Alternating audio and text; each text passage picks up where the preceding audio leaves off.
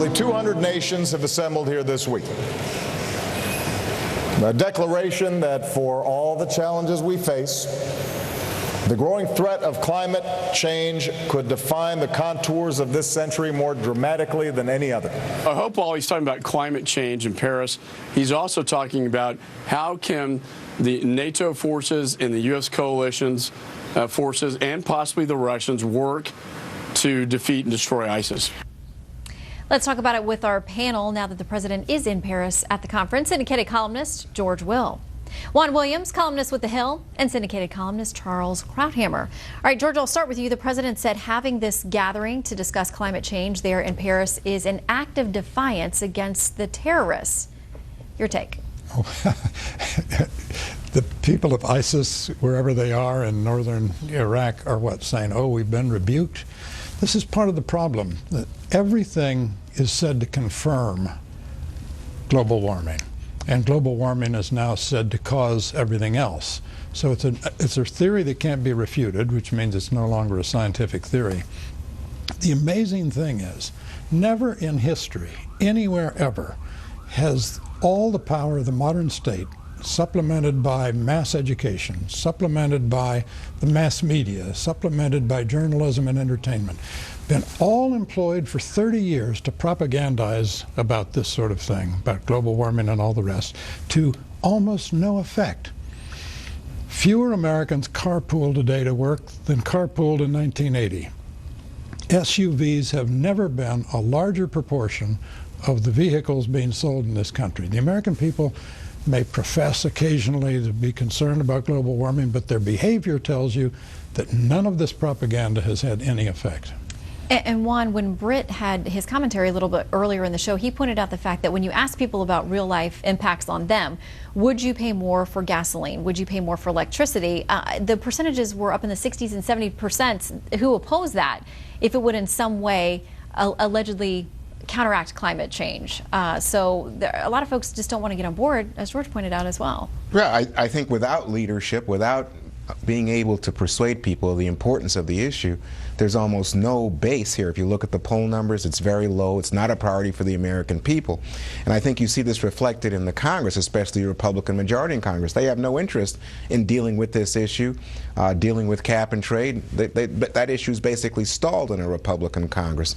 So the president is trying to offer some vision. He's trying to use executive orders, changing regulations at the EPA, trying to use his stature as, you know, the leader of the free world to rally some kind of international coalition that will say, we will do something, because the Congress is not going to do anything at the moment. Well, and you mentioned how much people do or don't care about this in polling. Our most recent Fox News polling on the most important issue facing the country, and this is from mid-November, terrorism is at the top of the list firmly with 24%. You got to go down a long ways to find climate change, and it's 3%, Charles. So why this continued campaign by the administration and many, I mean, hundreds of leaders around the world gathering in Paris? Because this president lives in a world of his idealistic, if you want to be favorable to it, and benign about idealistic and deluded undergraduate imaginations. This is as if the League of Nations and the UN and everything in between hadn't happened. This is like Woodrow. Remember, Obama had a summit in Washington a few years ago to end nuclear proliferation. Brought in a whole bunch. He thought it was a great event. Of course, it did. I remember the one announcement of a success was that Canada had given away some extra surplus stuff, as if the threat to the world is from Canada. He lives in a world where people get together, reasonable, educated, Harvard Law School people from all over the world, and agree on futuristic designs that mean nothing, like the League of Nations, like the UN. But we have learned something since then. He has learned nothing. And this global warming is the same thing. Nothing will come of it, because it's not a treaty. It would never get through the Senate. It's not going to be binding on anybody. And the Chinese, in the great announcement he made when he was in China about the breakthrough with China, is that we would radically reduce our emissions by 2025, and China would begin its reductions in 2030. And he thought that was a triumph. Look, he asked, this is wonderful, he said, what greater rejection of those who would tear down our world than the meeting? Well, how about a serious air campaign over Syria? How about destroying their oil infrastructure for a start? But that doesn't occur to him. Well, I just think it is a defiance. I disagree with you and with George on this. I think the ISIS people want us to be afraid. They don't want world leaders coming to Paris. I think that's why you see all that security. So in a sense, it is, you know, I'm sure they're not sitting there saying, oh, gosh, President Obama and President Hollande got together. It's a rebuke of our standards. But you know what? They defied the fear that would say, don't go there. But do you think that they sit back and think, they've got us, they're right, this climate change has driven us to chop people's heads off? No, that's not the issue. I mean, but No, that's not that's what the administration says is the issue. I mean, they're saying that there's unrest and there are weather problems. To my mind, you can do two things at once. Disingenuous to say you either do terrorism or you do climate change. But Obama's the one who's connected them. That's the point. There's a rebuke against terrorism. I would agree that terrorism and climate change are different, but Obama pretends that this is so visionary that it actually is a way to rebuke them. The idea that the terrorists attacked in Paris because they wanted to prevent the leaders of the world of having a meeting over the rise of the oceans in 100 years is simply absurd.